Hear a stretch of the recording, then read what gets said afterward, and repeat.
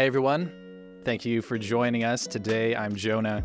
This is Chris. Chris is from Nelcinema. He is a visual artist. He's been doing a lot of awesome CGI work and 3D stuff. Well, welcome to the show. So I'm trying something new with this show. So we have a gimmick with it. Okay, we're gonna watch a strange movie or something of interest, and then I'm gonna pair it with a little bit of booze because that's kind of my life now. So today we are doing a rum and Coke. So this is a cherry rum and Coke.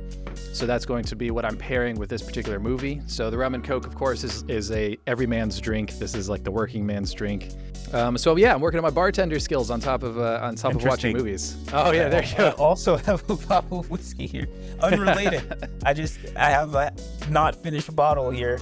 Oh man, that I was also trying to hide when I was fixing my camera. So that's great. Yeah, usually I have like just bottles of stuff behind me. Today I kind of cleared most of those out. So you look like you have a forest set behind you. Do you like my forest? Yeah, but here's the thing. This is half an office that we put up stuff. And I literally walked through the rest of the office and stole all the plants and put them in front of my wood walls. Because I don't know what to do with this, with the wood walls. So I like the forest. I feel like that kind of works. Yeah, no, that's perfect. Yeah, look.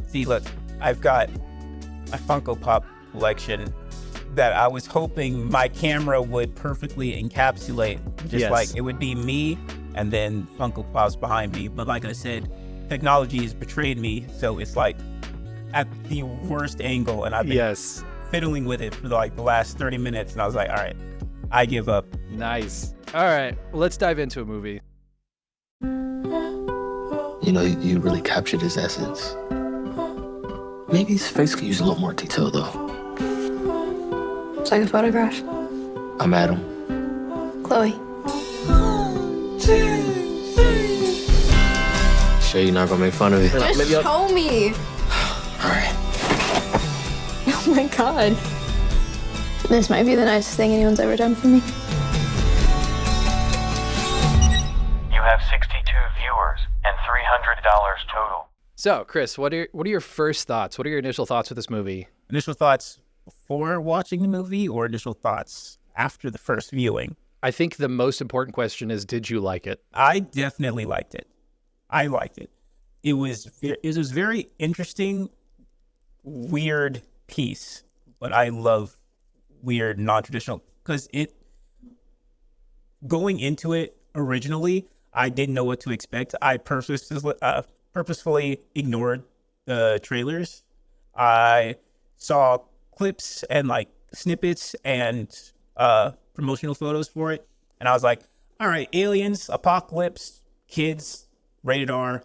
So it's going to be a interesting independent film, independent-esque film, sure.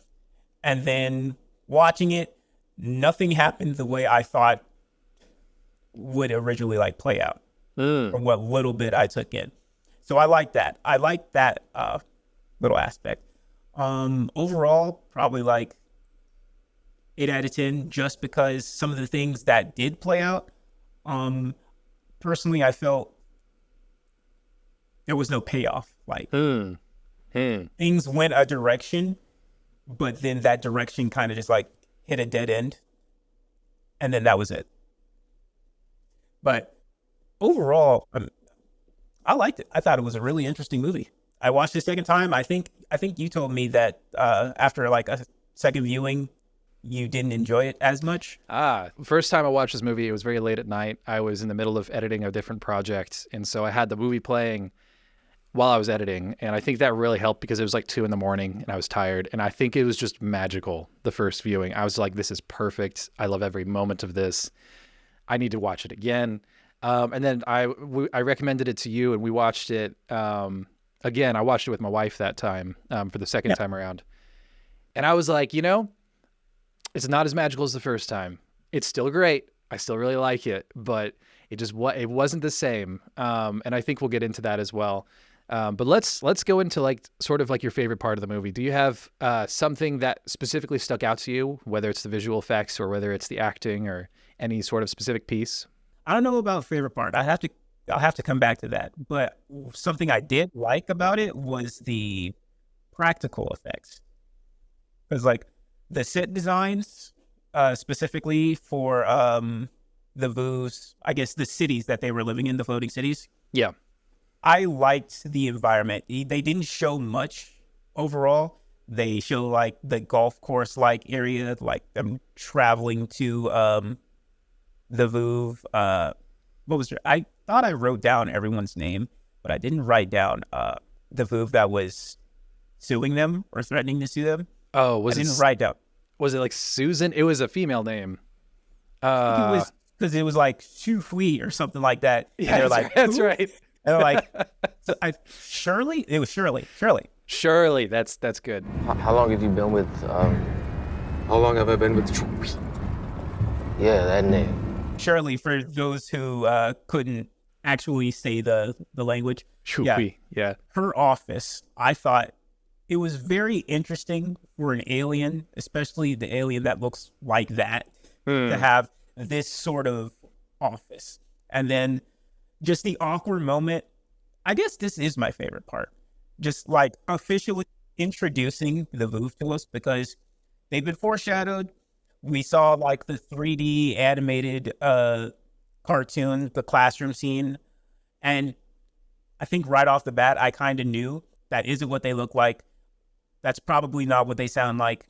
It's just a little lesson. So I was very curious to see how they would be introduced. And then when they start like the live streaming stuff and you see them all in like this ominous little audience, just like doing the hand thing, it almost sounds like they're applauding. But as you get to know them, it's probably like a little bit more clear that they aren't applauding, and it's just like them talking or communicating or whatever they're doing, which makes it even more ominous and kind of disturbing. Yeah. It was a funny, pleasant surprise to see that they were way smaller than I originally thought they were going to be. Yeah, absolutely. So it was very interesting to see Earth not overrun, just kind of outclassed by something so small and not disturbing, but creepy. Yeah. And something that doesn't have strong emotional intelligence. I think that's something that I think surprised me too. My wife does not need a job. I provide. This is an alien creature that has come in and bested us, but it doesn't have the capability to understand emotion the way we do. I liked that, and I liked the basic design of it, where it looks as alien as it possibly can from human being, where it looks like kind of a crab head. I think that's kind of the first thing that comes to mind, where it's got a crab-looking face with eyes and everything. And then just like weird box. brick box-like body. Yeah. It's so odd to look at. I'm never comfortable looking at it. I think the thing that throws me off the most is the eyes. The eyes look so dead and creepy, honestly. And then when the doctor, the surgeon, whose best job he could get was driving around in a go-kart and escorting them, for him to be like, what did he say? Did I write that down? Oh yeah, he said don't look them in the eyes because it like upsets them, it disturbs them or whatever. That's a pretty bold statement, because looking into their eyes, I feel like my soul is being ripped out of my body. So that was very interesting. Just seeing, maybe it's a commentary on like how the upper class and the lower class see each other. Just like one sees the other as just like inferior or just like inhuman almost. I guess that's a way to look at it. It's probably not the way you're supposed to look at it, but I think that's a great way to look at it. And there's a ton of interesting sort of divisions. And I think that's, if you were to pin down one theme for the whole movie, I think I would probably consider it to be division, where it's like division between the classes, division between different relationships and how people view those relationships and how those relationships are commodified. And there's so many different kind of ways to dissect it. And I think that's a lot of fun. And I think the plot is very driven by the theme as opposed to having specific plot devices. You know, it feels like a very slice of life sort of thing, where you're like, when we start off, it's like first 15, 20 minutes, I was like, okay, this is going to be just like a slice of life, like romance thing. It's coming of age. They're trying to figure this thing out. And then it kind of has this sharp twist. You realize that the relationship is completely meaningless. You know, it's been commodified. It's kind of corroded from the inside out. And as we kind of walk along with that, we start seeing that these other relationships in our protagonist's life kind of fall apart as well, and everything kind of devolves from there. But yeah, it all follows a theme, which I think is really strong. I think it's a strong theme in here. Maybe a little too strong at points.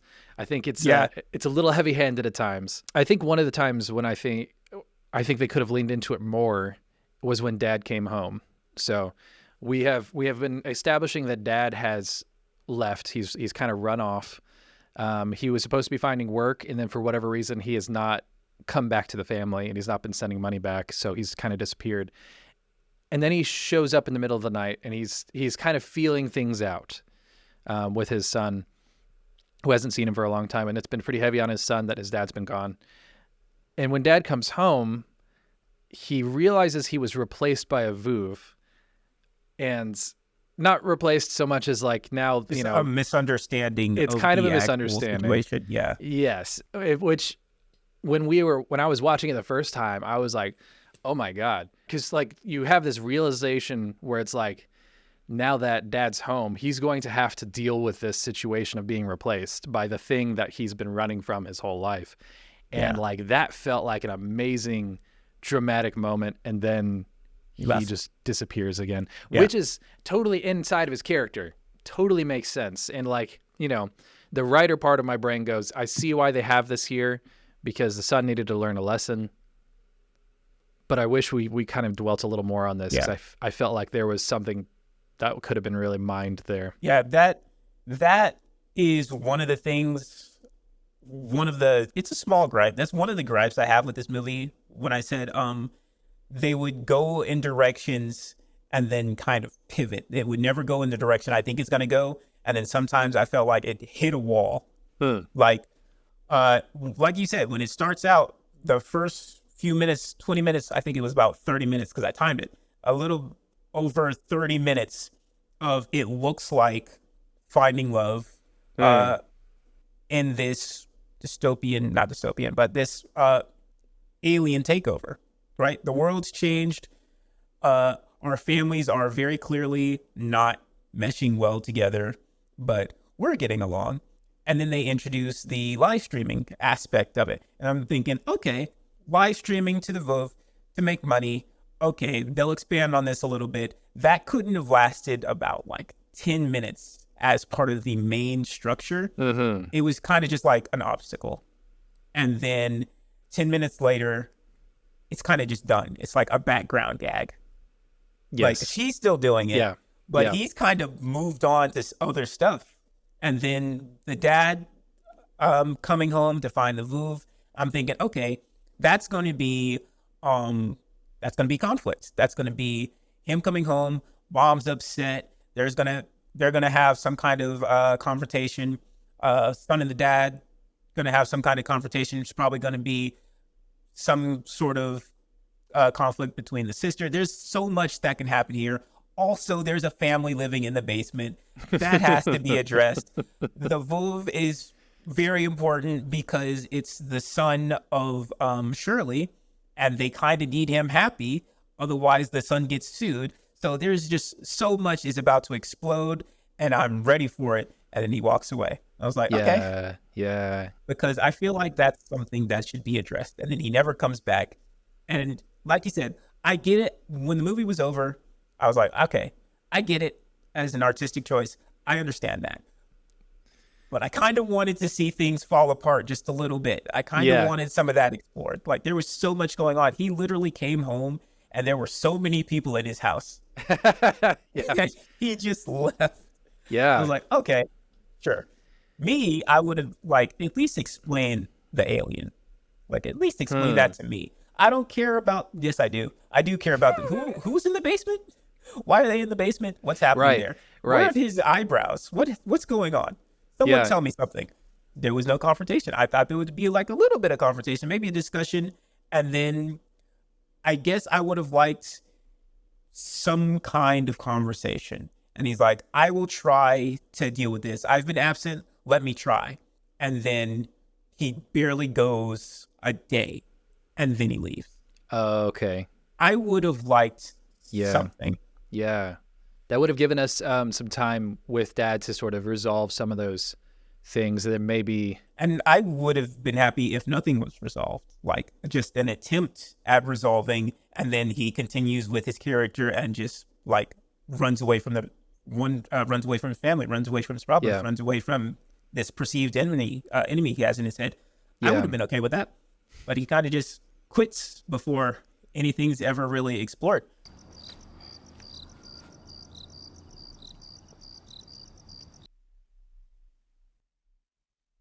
When I was texting you about this movie, because I'd rewatched it and I was like, I don't know about this one. I think my assessment was like it's like 70% bickering. I don't know if that's actually accurate, but like I didn't go back to time it. But there are a lot of times when characters are bickering with one another. And the writer in me says there's a way around that, and there's a way to like do something visually where they're not having to bicker as much and to sort of visualize instead of verbalize. But I don't want to kind of sit here and say I could have done a better job, because I certainly couldn't have. I think this is a great movie. I will say, when you said it was mostly bickering, it was nowhere close to the amount of bickering I thought it was going to be, because even all the bickering, there was a lot. It is mostly bickering, but it's like slice of life bickering. At no point was I bored with the bickering, because it actually expanded the story to me. That's good. Which is good. Yeah. Because another confrontation that happened but didn't happen was when everybody kind of came home and started arguing because they were on the computer without asking permission, and that kind of exploded. Yep. And then the scene literally ends with, okay, everybody stop. We need to establish some ground rules. And then we didn't see any of those ground rules established. Oh, yeah, that's true. That's a good point. This is probably going to hurt the dynamic. Maybe it will make the dynamic better. But we're about to see something that's going to start shifting things. And that didn't happen. I think that I think it was implied that they were just like live in the basement. Lived in the basement, yeah, where they were kind of like they were banished to the basement. I think the brother, Hunter, he was very annoying for most of the movie. I don't like him.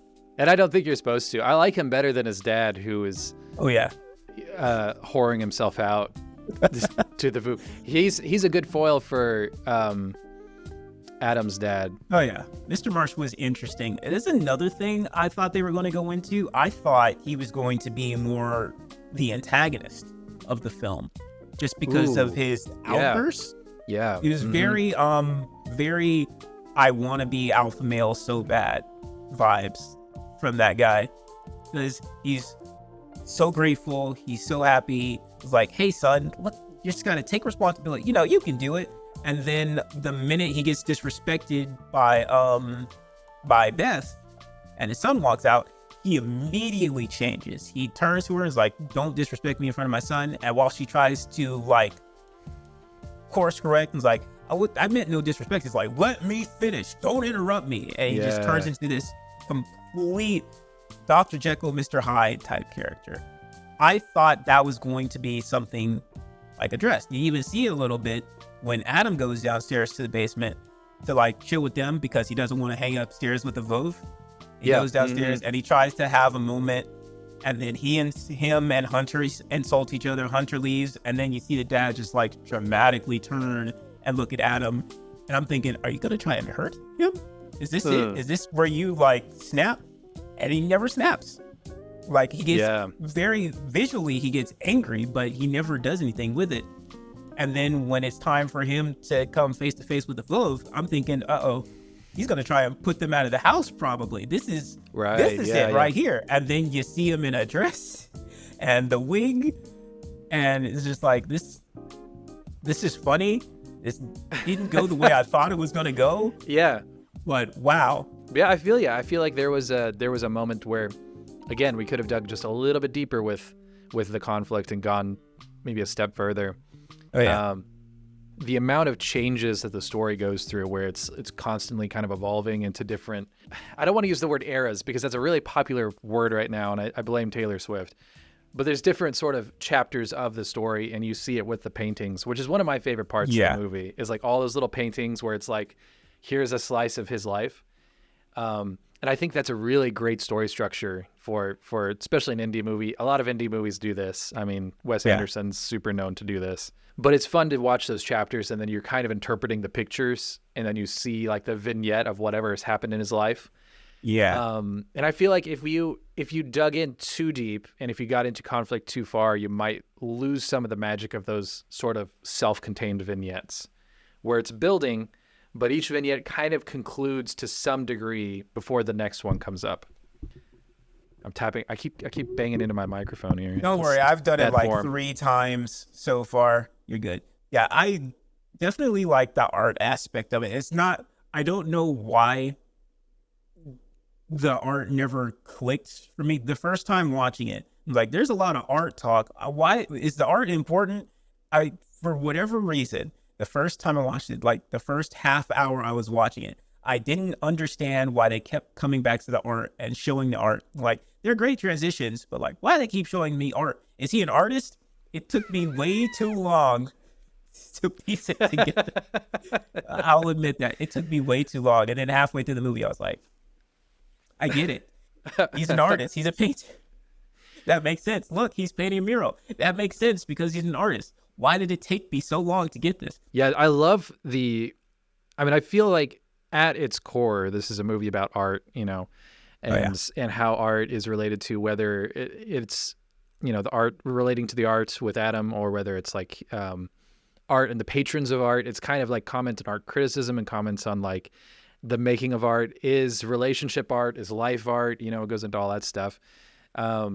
And I'd love to dive into that. Let's start talking a little bit about the streaming aspect, because that's something you have a lot of experience with, and this whole live streaming a romance. What's your first feelings with that? Family dinner is one of our most cherished human rituals. It's an important chance to strengthen the bond Helps between our the numbers parents when and she their explains young. things like that. I think it's really important to separate, especially when live streaming, it's important to separate the actor from the person, because it comes down to like how I feel like, I guess, about reality TV, because I think most sane people realize that reality TV isn't real.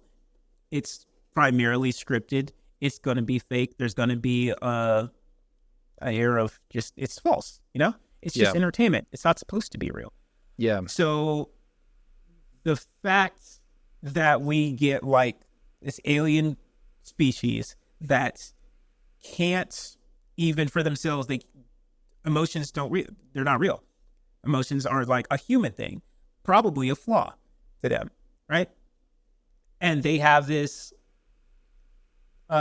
Shirley, what does Shirley even do? I don't even understand. I don't think I even understand what Shirley did. Yeah, Shirley's in charge of the broadcast.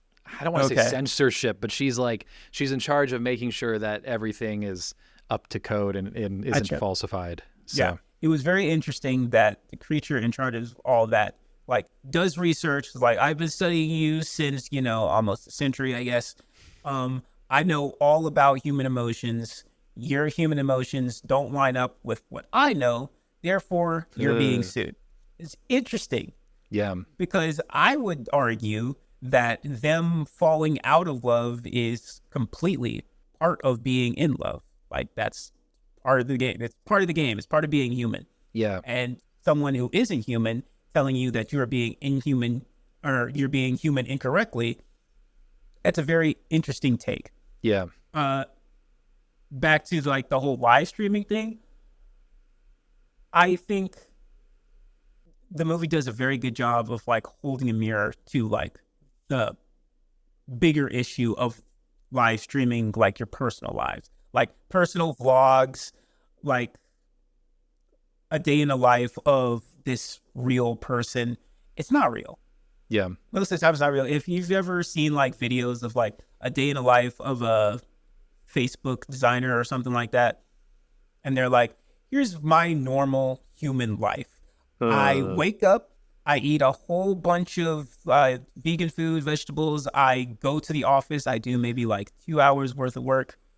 Then I go to the campus and I just ride my bike and then I go eat more food, and then I go back to the campus and we do tours, and then I ride my bike, and then I eat more food, and then I ride my bike. And that's the day of working at Meta or Facebook. Like, you didn't do anything. Yep. If that's your whole life seems kind of, staged almost. You didn't really do much.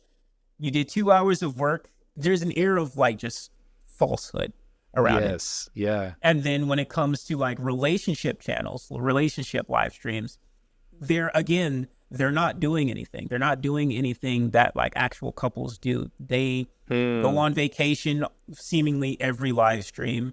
They go out to dinner every live stream. They go out to clubs every live stream. But then when they're not live streaming, they're arguing. And they're trying to figure out what can they do for the next live stream. And they're trying to figure out content. They're trying to figure out fake content. Do we do like jokes? Do we do pranks? Do we collab with somebody? It's very dishonest. Yes. Which is kind of why I don't like it. Which is why it's also very important if you're trying to make it in the live streaming world. It's very important that you separate yourself. Like, you're playing a character. It doesn't matter if it's live. It doesn't matter if it's supposed to be like in the daily life of a real person. Yeah. When the camera's on, you're not a real person. Yeah. You're an actor. Yeah. You're a character. It's true. Absolutely. And you're right. I think most people watch reality TV and go, that's not real. But there's something about having like a selfie stick or, Yeah. Do they still have those? I don't even know if those are still, I think so, selfies with a phone. Or they're running around with like a DJI Osmo, and like they're like panning back and forth. And like that feels like an authentic person because there's not that divide of television broadcast, because television broadcast is such a huge divide with audiences still. It's difficult to separate the character sometimes. And when Adam's relationship falls apart, I think he realizes that, he doesn't really want to be a character anymore.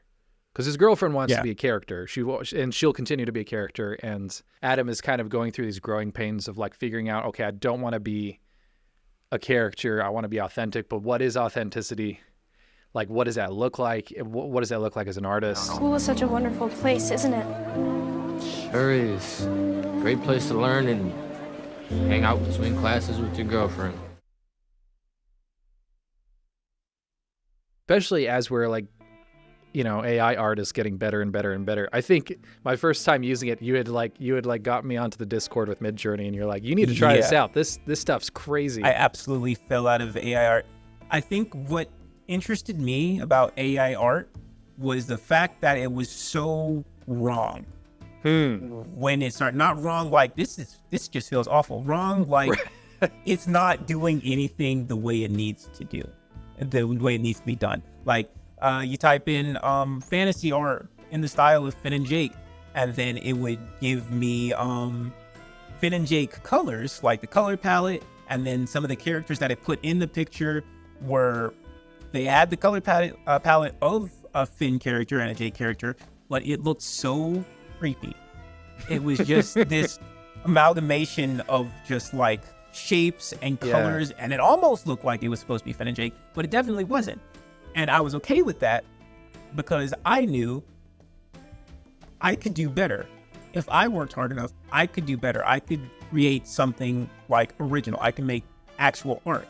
And then it took maybe like a week, and then it was doing everything it was supposed to be doing, and it wasn't a failure. And then it just spiraled. And now AI art is everywhere. And now everyone's just using AI art, the fake stuff, to take other people's work and then redo it and say, yep, this is my original idea. Don't worry about the person who actually did it. I did it. Yeah. It's very, that kind of comes back at the end of the movie. Yes. Yeah.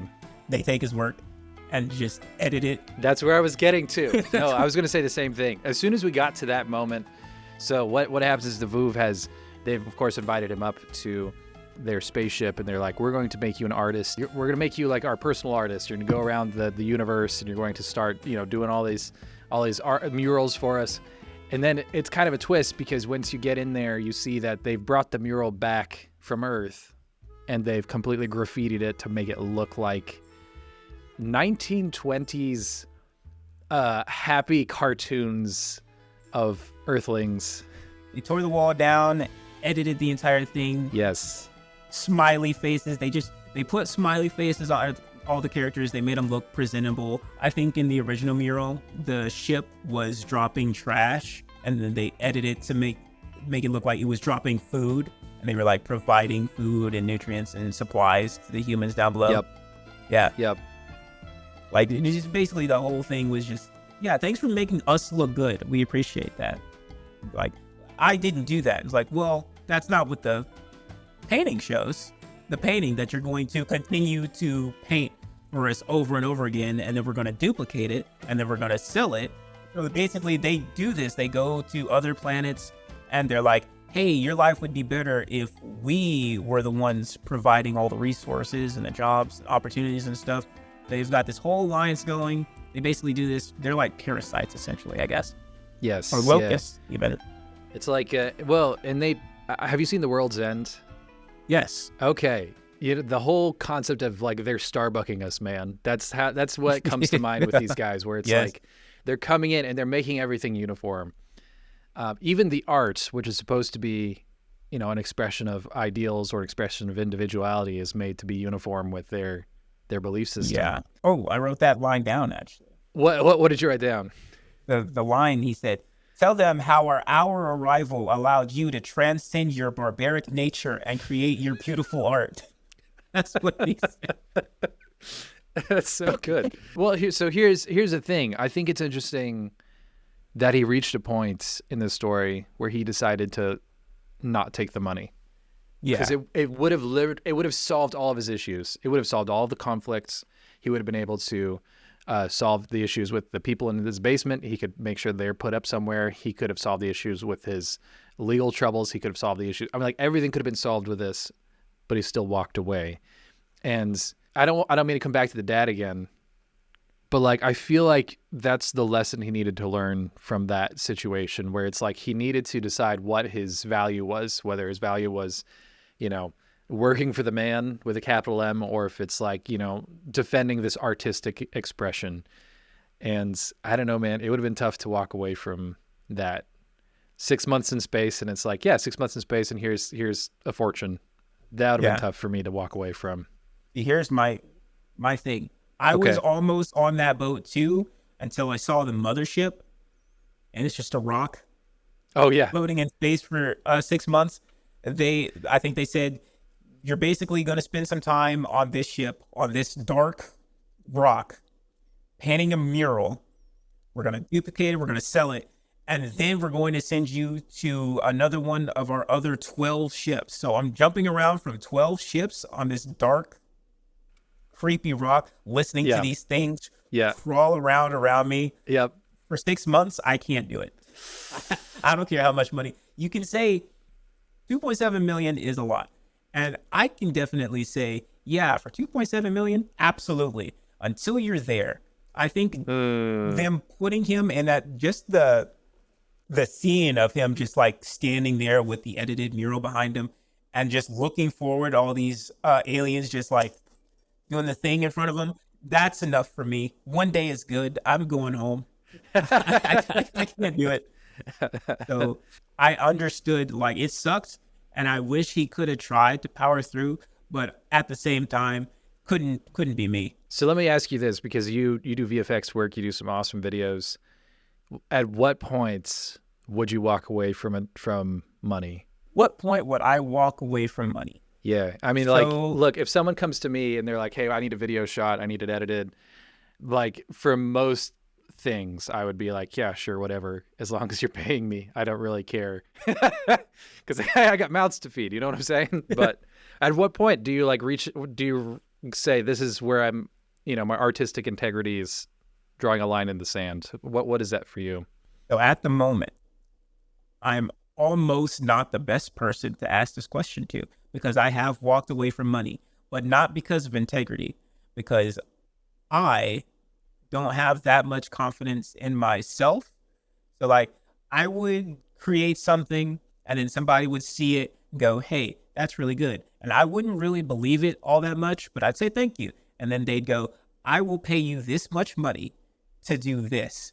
And I'd look at what they want me to do, and I'd look at what I did do, and I'd go, these are two different things. This is me trying my best and you wanting something from the future when I've achieved my ultimate goal of becoming a 3D god. I can't do this yet. You want something that I can't accomplish. Yeah. And they're like, oh, it's okay. Just whatever you come up with, but it has to be this, and we'll pay you this much money. And I'll go, no. Good luck though. And I'll walk away. In my mind, I see myself, when it comes to integrity, I see myself walking away from money if it means at the end of the day, I don't have creative freedom. Okay.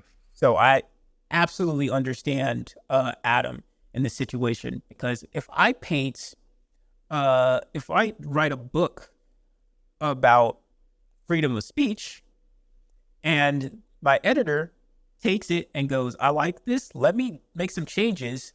And this book about freedom of speech is about how freedom of speech is okay as long as you follow these specific guidelines. It falls along with these parameters. Also, don't bite the hand that feeds you. Don't speak ill about these people. Also, maybe be a little pickier about some of the language. You use some swear words. Don't use those swear words. Also, it's being rewritten by this guy over here, but it's still your book. That's where I draw the line. Like, I want creative freedom. If I want this to be my art, I don't want you selling this and saying that it's my art. That's kind of, and it's literally something people have to go through in Hollywood too, because they'll write something, they'll direct something, they'll edit something, and this will be like their baby. And then the movie that's released is nowhere close. I just hit my mic. I heard it that time. It's nowhere close to what was originally dreamt up or written. Yeah. Yeah. So, yeah. So I know that I definitely have to try and like move past it a little bit, because if I stick to this my way or the highway route, I'm never going to get anything done. Wow. Yeah. Because no matter what I write, no matter what I direct, no matter what I film, it's always going to be altered. As long as my message, at the very least, my message, my ultimate point is still included in the final product, I think I'm okay with that. Okay. Okay. The Idol, do you know anything about that? Originally, when it was created, it was supposed to be like, it was supposed to basically be like a commentary on the state of Hollywood and idols and all that stuff. They took the idea and they're like, rather than it be a commentary on that stuff, let's just make the show just blatantly over sexualized, the thing that you wanted to speak out against. Let's make the show about that. And I think that made the creators walk away from it, the original creators. Interesting. That would have been me. If I wanted to make a social commentary on the flaws of that kind of character, like that Weeknd played and Lily Rose Depp played, and they taken like, we're just gonna turn this into porn. It's totally 180 on what you wanted to do. Yeah, well, and I think that also comes down to mediums as well, right? Because like when it comes to a movie, there's a ton of money, especially these larger movies. There's a ton of money going into them, and so anyone who's putting money in has say, especially the ones who put in the most money have the most say. And so it's like, yeah, if you don't have the most money, like you're just kind of at the behest of whoever is producing, which sucks. And that's one of the reasons why I really leaned really heavily into writing books, partially because I like the medium. I like the fact that I have, as you said, control. I have creative freedom to write whatever the hell I want to write. But the other part of that too is like, it's all me. So if someone doesn't like it, that's cool, but it's still my thing that I created, and I have no one else to blame except for myself if it sucks. So that's huge for me. You watch these movies all the time that started off as a book. The book is great, the movie really sucks, and it's just like, ooh, and it's like a stab to the heart. But it's good source material. But the fact that it went through so many hands and so many different people, it just kind of killed it. Yeah. But it'd be tough, man. If someone came to me and said, "Hey, I like your book," because I'm about to start couriering agents soon. I'm walking into that scary, scary shark-infested waters. If one of them has said, "Hey, we like your book. We'll give you, several $100,000 for the rights to it, but you have to change the entire, ending of the book because we think it's too." For me, it'd be too edgy. I write horror, so a lot of my stuff's pretty edgy. So if someone said to me, "Hey, this is too edgy, we can't publish this," I would be really hesitant to publish with that person. That's not to say that I wouldn't take feedback. If someone says, "Hey, this sucks and here's the reasons why," because, you didn't set this up properly, you didn't do any of these artistic things, that would be a different story. But if someone says to me, "We don't like it and we think you need to soften it," that'd be tough. That'd be really hard. Yeah, it's really hard because, you spend a lot of time, a lot of effort. Like, it's essentially like your baby, essentially. You put a lot of work into it and you're super confident in it. And then for somebody to come along and go, "This isn't working. And if it's not working for me, it's not going to work for everybody else." Anybody, yeah. Like that's a lot to take in. And you don't really know if they're right or not. Yeah. You don't know if that's just them giving their opinion or them just trying to sell something for them, or if they are truly like trying to look out for you. Like, "Hey, this isn't going to work. You're not hitting all the right notes. You're going the worst direction possible, or you're just not going in like the best direction. I'm going to try and steer you in this direction." Are they telling the truth or are they just trying to make money? Yeah. Yeah. Oh, it's rough. Mostly they're trying to make money, which is their job. Yeah. And I think that's the hard part too. Cause like the VOOV, that's like their job is to conquer and to expand. And so they don't care about the art as long as their message is being pushed forward, which is another, Exactly. It's tough for me because I work in a commercial space. I work in marketing. So it's like, I get that whole mindset of this needs to look and feel a certain way, because if it gets out there and it doesn't look a certain way, then it comes back to bite me as the marketing guy. Cause then people go, "Oh, hey, this is showing too much of reality," and people don't like to see reality. And that's a scary thing, man. Once you start realizing that people just in general, as a populace, we don't like to see reality. That's hard. That's such a heavy statement too. People don't like people, and especially in America, we love our reality TV, but we don't like reality. That's insane. That's just an insane statement in itself. That's part of the difficulty with social media and with, consuming as much art as we do, because like all art is pouring in from all these different mediums. And, we as a human race have not evolved enough to consume that much social media and consume all of these different channels and messages all at the same time. And so I feel like, we have to figure out how much is enough and how much is too much. And that's tough. I think that's like an everyman sort of a thing. I have a theory that my grandchildren are going to be like super okay with social media. I don't know if this is true or not, but I feel like, and this is going a little bit off on a tangent here. I know we're kind of getting away from the movie a bit, but I feel like, when my grandkids are on social media, it is not going to be the same for them as it is for like my generation and then the generation behind after us. us. Yeah. Because I think we have this huge spike of stress. We have this huge spike of suicide rates. We have a huge spike of all this like anxiety. And I think a lot of that has to do with the fact that our brains are not made for that much input that social media gives us. And I feel like as time goes on, we're going to develop ways to cope with that. And so our grandkids are going to be good with it. I think for us, we're in an interesting in-between place, you and I, because we grew up with it, but not with it from the beginning. So I feel like we have a kind of a different vantage point. But yeah, it's the same. So, It's pretty much the same thing with every generation. Like, our parents didn't grow up with the internet. They had to grow up learning the internet, whereas we literally grew up as the internet was in its infancy. We grew up with the internet. We're pretty much the ones who destroyed the internet, if anything, probably. Yeah. We're probably the reason the internet is what it is today. Gen Z, the Zoomers, they've grown into what the internet is now. Yeah. they grew up with it. They also helped mold it. And now the next generation, Generation Alpha, they're going to be stuck with whatever's left, and they're going to mold it into whatever they want. And the last generation is always going to be the one left in the dust. Even though we grew up with the internet in its infancy, we're going to be the ones left behind. Like, I feel like Generation Alpha, your grandkids, your great-grandkids, they're going to be as fine as they could be when it comes to internet, just like we were as fine as we could be. It's a trip to think about. And I think at the end of the day, you just have to decide to go paint a mural on an abandoned building and just Hope nobody steals it.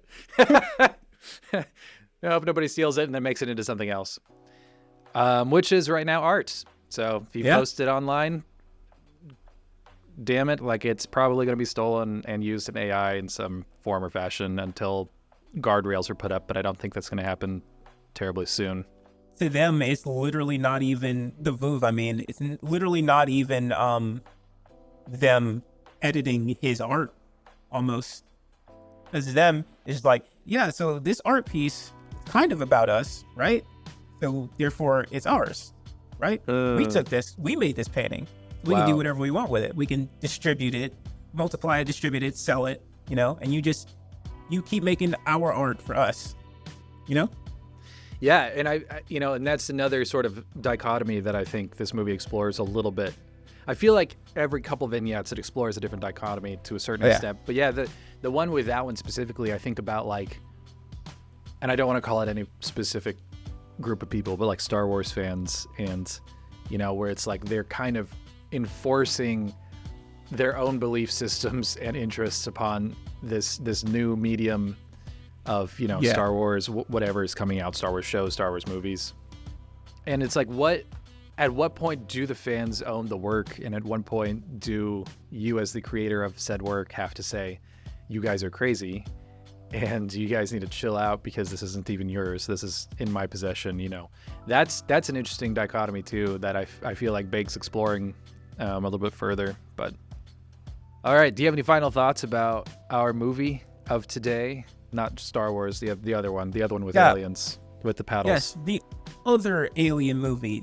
I love this movie. I actually do recommend it. It's not okay. This has been brought up to me a couple of times. A movie that you can like throw into the background, like let play in the background as you do other stuff. I've never done that with a movie. If a movie is on, if I turn a movie on purpose, I'm watching it. It has my full attention. If I don't like the movie, it turns off. Nothing is playing in the background. Gotcha. Right? I would never recommend this movie as like a background thing, because it is something that you watch it to just like take in the messages it's trying to convey or it's trying to give you, right? I wouldn't recommend this as a party movie, that's for sure. No, yeah, not as a definitely not a feel good movie. Well, I mean, it's optimistic at the end. It is optimistic. It's a little optimistic. It's not happy at any point. Morbidly optimistic. It's a little morbid at times. Yeah. I think the opening part with the teacher killing himself was like, I was expecting more violence throughout the movie because that was pretty jarring. I was like, oh snap, here we go.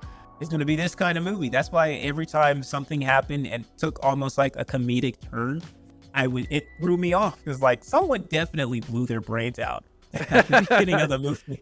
Like, are we going to go back in that direction? We're not. Okay. Never went back.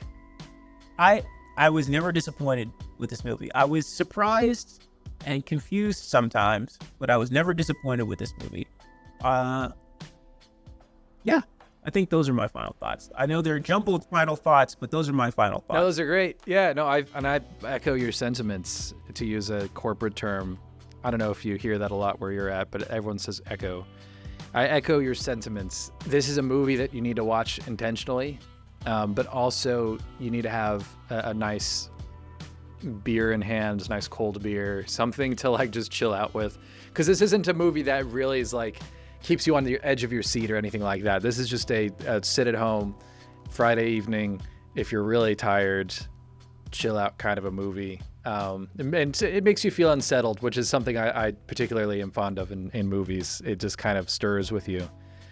And there's a lot to think about. And I think that there's, even as I'm thinking about it right now, there's even more sort of ideas and concepts in there that I feel like we could even dive in more as you just kind of go on, just because there's a lot in there. I think there's a lot to kind of chew on, which is good. That's what I like in a movie. So I definitely recommend it as well. It's not for everyone, but it's certainly for me. So I think if you absolutely love independent films, this would be a perfect example of an independent film. It doesn't do everything. I don't think it does anything wrong. I just don't think it goes deep enough, like in depth of anything it's trying to bring up. Yeah. For most of what it's trying to establish, what it's trying to bring up, like the social divide, the economic divide. There's times it almost seems like it's trying to make some kind of connection between race. There's a couple moments. Mm-hmm. But it never really dives in. It never really tries to like dissect it at all. It kind of just like hints at it maybe a little subtly, but never comes full circle. So as an independent film that kind of just wants to like open the book, start the conversation maybe, absolutely. It does very well in that aspect. All right, man, let's get an outro here. So today I'm being joined by Chris from Nelcinema. Chris, tell us where we can connect with you at. You can connect with me on most social media. You can find me on Instagram. You can find me on YouTube. You can find me nowhere else. No, that's not true. You can find me on TikTok. Yeah, nowhere else. Don't look anywhere else. You won't find me. Please don't look anywhere else. Just YouTube, Instagram. I post videos as often as I can on Instagram and YouTube. You can find me on Twitch if you ever want to just hang out. I'm going to get into YouTube tutorials. We'll see. I'm looking forward to that. Yeah, that'll be good. Well, thank you all for joining us, and we'll catch you next time. Peace out.